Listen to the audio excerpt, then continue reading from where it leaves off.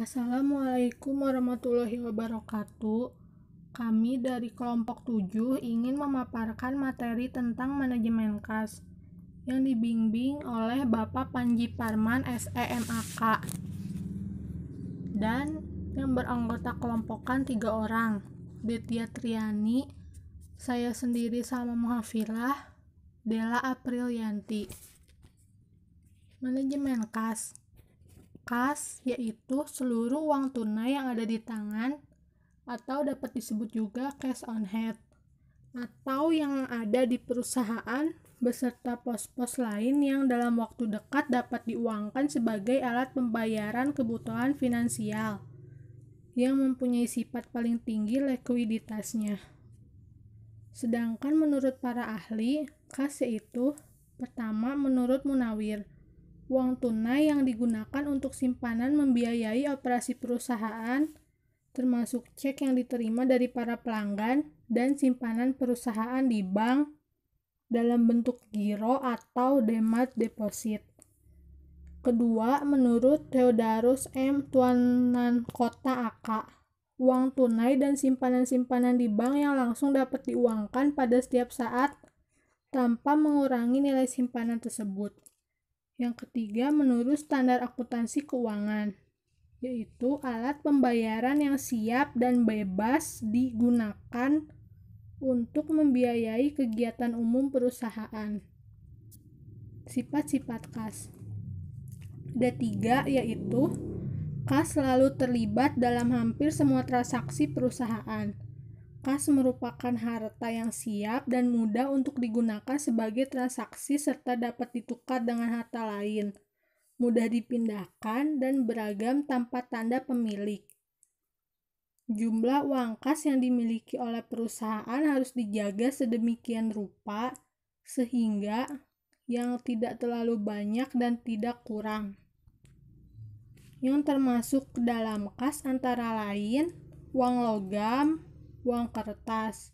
Uang kertas yaitu uang yang terbuat dari kertas dengan gambar dan cap tertentu yang merupakan alat pembayaran yang sah. Sedangkan uang logam yaitu uang yang terbuat dari emas atau perak yang telah memenuhi syarat uang yang efisien. Cek dan biljet giro. Simpanan di bank dalam bentuk giro, travel check, cek yang dikeluarkan khusus untuk perjalanan.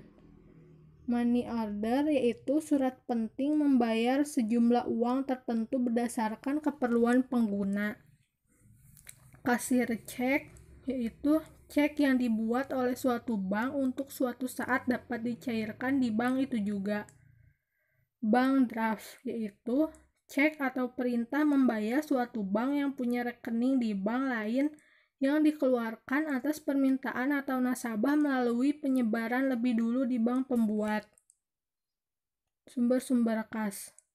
Sumber penerima kas suatu perusahaan antara lain hasil penjualan tunai dan penerimaan piutang, penjualan aktiva tetap, penjualan atau emisi saham, atau adanya penambahan modal oleh pemilik.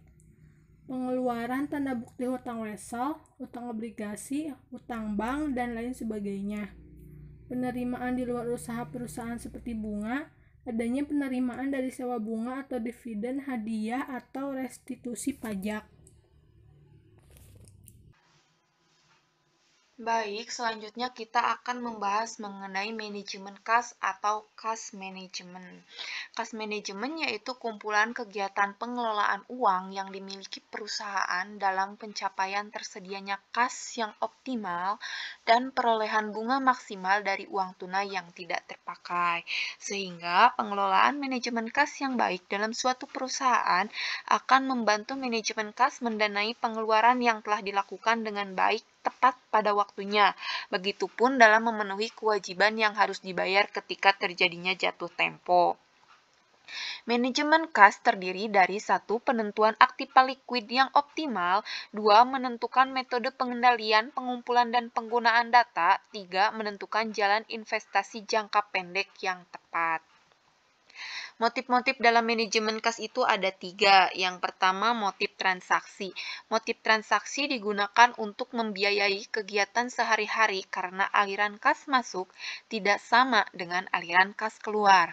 Maka diperlukan kas untuk melakukan transaksi usaha seperti membayar pajak, membayar dividen, pengadaan persediaan. Yang kedua, motif berjaga-jaga. Motif berjaga-jaga digunakan untuk kebutuhan yang mungkin terjadi tapi tidak jelas kapan terjadinya. Contohnya, kecelakaan kerja atau bencana alam. Yang ketiga, motif spekulasi. Motif spekulasi dimaksudkan untuk mengambil keuntungan kalau kesempatan itu ada, seperti perusahaan menggunakan kas yang dimilikinya untuk diinvestasikan pada sekuritas atau saham dan obligasi dengan harapan setelah membeli sekuritas tersebut harganya akan naik. Kemudian aliran kas atau cash flow. Cash flow terjadi secara kontinu atau terus-menerus. Itu dibagi menjadi 2, yaitu cash inflow atau aliran kas masuk. Contohnya hasil penjualan produk atau jasa, penagihan piutang, dan penjualan kredit. Kemudian cash outflow atau aliran kas keluar, seperti pembelian bahan mentah, pembayaran upah tenaga kerja, dan biaya operasional lainnya. Cash flow secara intermittent atau tidak terus-menerus juga dibagi menjadi 2, yaitu cash inflow atau aliran kas masuk. Contohnya seperti investasi saham oleh pemilik, penjualan saham, kredit dari bank, penjualan aktiva tetap yang tidak terpakai. Kemudian cash outflow atau aliran kas keluar seperti pembayaran bunga, pembayaran dividen, pembayaran pajak pendapatan, angsuran hutang, pembelian aktiva tetap. Selanjutnya, ada risiko dan keuntungan memiliki kas. Adapun faktor-faktor yang mempengaruhi besar kecilnya persediaan besi kas suatu perusahaan antara lain, 1. Perimbangan antara lain kas masuk dengan aliran kas keluar. 2. Ada penyimpangan terhadap aliran kas yang diperkirakan. 3. Adanya hubungan yang baik dengan bank. Selanjutnya, ada risiko dan tingkat keuntungan. Adanya beberapa keuntungan atau manfaat dimilikinya kas yang cukup antara lain 1. Perusahaan dapat memperoleh potongan pembelian yang diberikan oleh supplier sehingga menurunkan harga beli input atau adanya potongan perdagangan. Kedua, ada seringkali perusahaan memperoleh kesempatan pembelian yang lebih baik dengan adanya kas yang cukup seperti adanya promosi dari supplier. Yang ketiga, adanya perusahaan akan memperoleh ranking yang lebih baik dengan mempertahankan aktiva lancar yang cukup. Selanjutnya ada manajemen kas. 1. Perencanaan kas atau budget kas. Budget kas dapat dibedakan menjadi 2 bagian, yaitu estimasi penerimaan kas dan estimasi pengeluaran kas. Estimasi penerimaan kas berasal dari hasil penjualan tunai, piutang yang terkumpul, penerimaan bunga, dividen, hasil penjualan aktiva tetap, dan penerimaan lainnya. Sedangkan estimasi pengeluaran kas digunakan untuk pembelian bahan mentah, pembayaran upah dan gaji tenaga kerja, pembayaran utang, jangka pendek, pengeluaran biaya penjualan, pajak, premi asuransi, pembelian aktiva tetap, dan pengeluaran lainnya. Penyusunan budget kas dapat dilakukan dalam beberapa tahap, yaitu 1. Menyusun estimasi penerimaan dan pengeluaran menurut rencana operasional perusahaan. 2. Menyusun perkiraan atau estimasi kebutuhan dana atau kredit dari bank atau sumber dana lainnya yang diperlukan untuk menutupi defisit kas. Yang ketiga, adanya menyusun kembali estimasi keseluruhan penerimaan dan pengeluaran setelah adanya transaksi finansial dan budget kas yang final. Yang kedua, ada pengendalian kas. Pengendalian penerimaan kas. Dalam prosedur pengawasan penerimaan kas harus diperhatikan beberapa hal, antara lain 1. Terdapat pemisahan tugas antara yang menyimpan dan menerima dana. 2. Setiap penerimaan uang langsung disetorkan ke bank sebagaimana adanya. Yang ketiga, setiap penerimaan kas dibuatkan bukti penerimaan kas atau bukti kas masuk. Yang terakhir, adanya mengadakan pemeriksaan kas secara fisik. Pengendalian pengeluaran kas. Dalam pengeluaran kas dapat diperhatikan beberapa hal, antara lain 1. Semua pengeluaran uang yang relatif besar dilakukan dengan menggunakan cek, sedangkan pengeluaran kecil menggunakan kas kecil. Yang kedua, mengadakan pemisahan tugas antara yang berhak menyetujui pengeluaran kas dan yang mencatat pengeluaran kas. Yang ketiga, melaksanakan pemeriksaan intern dalam waktu yang tidak tertentu. Yang keempat, setiap pengeluaran kas dibuatkan bukti pengeluaran dilengkapi dengan lampiran. Setelah itu, bukti pengeluaran dicatat dalam jurnal pengeluaran kas. Yang ketiga, ada pengelolaan kas. Mempercepat pemasukan kas, dan yang kedua ada memperlambat pengeluaran kas. Mempercepat pengeluaran kas yaitu 1. Penjualan tunai. Cara ini dengan melakukan penjualan langsung atau tanpa piutang akan segera mendapatkan pemasukan kas. Adanya potongan kas bertujuan untuk mempercepat pembayaran piutang oleh pembeli atau pelanggan plus perusahaan. Yang ketiga ada desentralis pusat penerimaan pembayaran. Yang keempat ada lock box system. Nah, sedangkan yang memperlambat pengeluaran kas yaitu 1. Pembelian dengan kredit, 2. Memanfaatkan float selisih antara saldo bank dengan saldo perusahaan, yang ketiga menggunakan draft, dan yang keempat pembayaran secara internal. Kemudian, dalam manajemen kas terdapat model-model manajemen kas. Yang pertama yaitu model Bumol. Model Bumol ini biasa digunakan untuk menentukan suatu target saldo kas. Menurut Bumol, kebutuhan kas dalam perusahaan hampir mirip dengan pemakaian persediaan. Maka dari itu, Bumol berkata, jika manajemen kas dan manajemen perusahaan memiliki suatu kesamaan jika ditinjau dari aspek keuangan. Jika sebuah perusahaan memiliki saldo kas yang tinggi, maka perusahaan akan kehilangan kesempatan untuk menginvestasikan dana yang dimilikinya tersebut jika terdapat kesempatan investasi lain yang akan lebih menguntungkan. Begitupun juga sebaliknya. Nah, rumusnya yaitu C sama dengan akar dari 2 kali F dikali T per K, di mana C itu adalah saldo kas optimal, T itu adalah jumlah kas untuk transaksi selama periode tertentu, dalam kata lain adalah kebutuhan kas setahun, F itu adalah biaya tetap memperoleh pinjaman atau menjual sekuritas, dalam kata lain adalah biaya transaksi, K itu adalah biaya kesempatan dari kas yang dimiliki atau bunga sekuritas. Nah, contoh soal Bumol. Dalam suatu perusahaan, pemakaian kas tiap tahun adalah 1.200.000.000. Tingkat bunga dari sekuritas sebesar 12% per tahun. Sedangkan biaya transaksi mengubah sekuritas menjadi kas sebesar 50.000. Sehingga jumlah kas optimal yang diperoleh perusahaan tersebut adalah, ya, diketahuinya F-nya adalah 50.000 ya, biaya transaksinya. T-nya atau pemakaian kas setiap tahunnya adalah 1.200.000.000, K-nya 12% atau 0,12. Yang ditanyakan itu adalah C. Maka jawabannya adalah C sama dengan akar 2 kali F kali T per K, di mana yaitu akar 2 kali 50.000 dikali 1.200.000.000 per 0,12 sama dengan 31.622.775 rupiah ya. Itu adalah kas optimal yang diperlukan perusahaan tersebut. Nah, setelah ini kita akan mengetahui kalau ditanyakan jumlah transaksi yang harus dilakukan, yaitu 1.200.000.000 dibagi dengan C ini ya, 31.622.775 rupiah. Didapat yaitu 379,47 kali.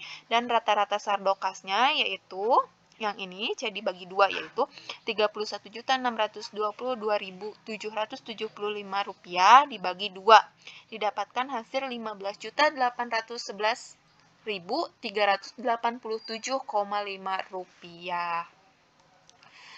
Selanjutnya yaitu model Miller-Orr. Ya, ini dikemukakan oleh Merton Miller dan Daniel Orr, di mana mereka berdua mengembangkan sebuah model saldo kas di mana keadaan arus kas masuk dan arus kas keluar berfluktuasi secara acak pada setiap harinya. Dalam model manajemen kas ini, baik pemasukan maupun pengeluaran kas turut disertakan. Model ini berasumsi bahwa arus kas bersih harian atau arus kas masuk dikurangi arus kas keluar tersebar secara normal. Arus kas bersih dapat berupa nilai yang diharapkan atau expected value, atau bisa juga disebut nilai lebih tinggi atau nilai lebih rendah. Rumusnya yaitu Z sama dengan 3 kali T sigma kuadrat per 4 kali I akar dari akar pangkat 1/3. Keterangannya, Z return point sama dengan saldo kas optimal. T sama dengan biaya transaksi atau biaya konversi. To kuadrat sama dengan sigma kuadrat sama dengan varian kas harian. I sama dengan bunga harian untuk investasi pada sekuritas. Nah, model Miller-Orr manajemen kas model dapat dilihat pada grafik berikut. Ya, perusahaan tidak boleh berinvestasi hingga mencapai tingkat maksimum, maka itu dibutuhkan rencana anggaran biaya agar batas dan alokasi keuangan bisa lebih jelas. Batas ini diturunkan dengan menambah batas minimum dikali batas persebaran uang tunai. Keterangannya, Z sama dengan persebaran uang tunai, UL merupakan tingkat maksimum, LL merupakan tingkat minimum, dan RP merupakan titik pengembalian uang tunai. Contoh model Miller-Orr. Biaya transaksi pembelian dan penjualan surat berharga suatu perusahaan sebesar 100.000. Deviasi aliran kas bersih harian sama dengan 2 juta. Maaf, ini kurang 1 ya, jadi 2 juta. Batas bawah minimal kas yang tersedia sebesar 0 rupiah. 1 tahun dihitung 365 hari. Biaya modal per hari 0,1 dibagi 365 hari, yaitu 0,000274. Ya, dari soal tersebut diketahui bahwa T-nya 100.000, To-nya 2 juta, maksud saya sigma-nya 2 juta, sigma kuadratnya berarti menjadi 2 juta pangkat 2 ya, 4 juta. I-nya 0,1 dibagi 365 yaitu 0,000274. Ditanyakannya itu Z. Maka dijawab Z sama dengan 3T sigma kuadrat per 4 dikali I dipangkatkan 1/3. Yaitu 3 kali 100.000 dikali 4 juta per 4 dikali 0,00024 dipangkatkan 1/3 didapat 103.071 rupiah. Nah, dari rumus ini ya akan diketahui kalau batas atasnya itu 103.071 rupiah dikali 3 yaitu